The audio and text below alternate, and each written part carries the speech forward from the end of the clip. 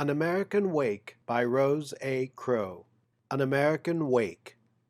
This was the last night in the old home which had sheltered the family for 5 generations. The day had been full of excitement, as by a merciful ordinance last days usually are. The final packing had been done, the chests and boxes securely fastened and carefully labeled. This was all looked after by Margaret herself amidst interruptions by her brood of young children. Visits from friends and relatives living at a distance occupied much of the day. Attending to countless minor things kept them all busy until nightfall. Even then, there was no time allowed to visit the shrine. Margaret had a fairy shrine, to which she carried the cares of the day and the hopes of the morrow. This charmed place was a stile over the ivy-clad walls of the garden. There she brought her childish joys and sorrows, and in the quiet received consolation. She had fought the fiercest battles of her womanhood, with her head resting against the ivy-colored pillar.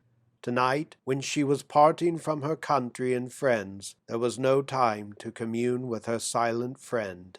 Shortly after dusk, in accordance with local etiquette, very stringent on such momentous occasions, the relatives, friends, and neighbors of a lifetime began to drop in by 2s and 3s until every inch of wall space was filled. Who of all this gathering was more welcome than John the Fiddler? He was a great favorite with young and old. The sight of him carrying his fiddle caused a feeling of emotion in the hearts of the older people. It recalled the tragic story of John's father, who years before left for America, intending to send for his wife and crippled son. A fever contracted on shipboard deprived them of a husband and father. It was then that John Doyle became John the Fiddler. John was beckoned into the room, where with Father O'Connell and a few trusted friends, he was treated to a small measure of potchin. Dan Monahan had donated a very small jug for this special occasion. To be given the first shot from Dan Still was no small favor, as those present knew.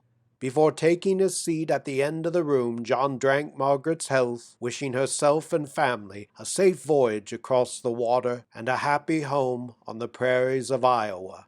Each guest realized the strain of parting and generously made an effort to conceal the gloom with a brave semblance of mirth. There was dancing, singing of songs, and elaborate drinking of healths.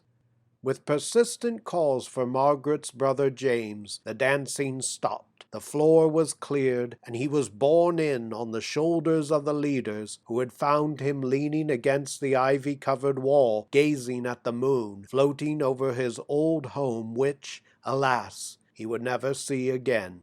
James McNevin was a magnificent specimen of Irish manhood, and a charming singer. He was about 23 years old, tall and broad-shouldered, and a fine head of curly auburn hair. His clear blue eyes reflected the sadness of the group around him, while his white teeth flashed a smile. In one hand he crushed his handkerchief, while with the other he nervously twirled a sprig of ivy. A few measures of "Good night and joy be with you all" came from the violin. For an instant he wavered, then throwing back his head, he sang the song, not with full volume, but with intense feeling, emphasis, and a clear, ringing tone. The song seemed to voice his own feelings as his chest rose and fell.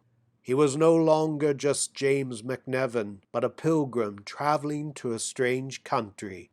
His whole soul was filled with the sentiment, and there was such pathos in its heart-throb that the whole company was moved to tears. The last verse ended. He stood a moment with gaze transfixed, then rousing himself, bowed, smiled, and with one hand in his sister Margaret's, the other clutching the sprig of ivy, he passed out of the home forever. End of An American Wake by Rose A.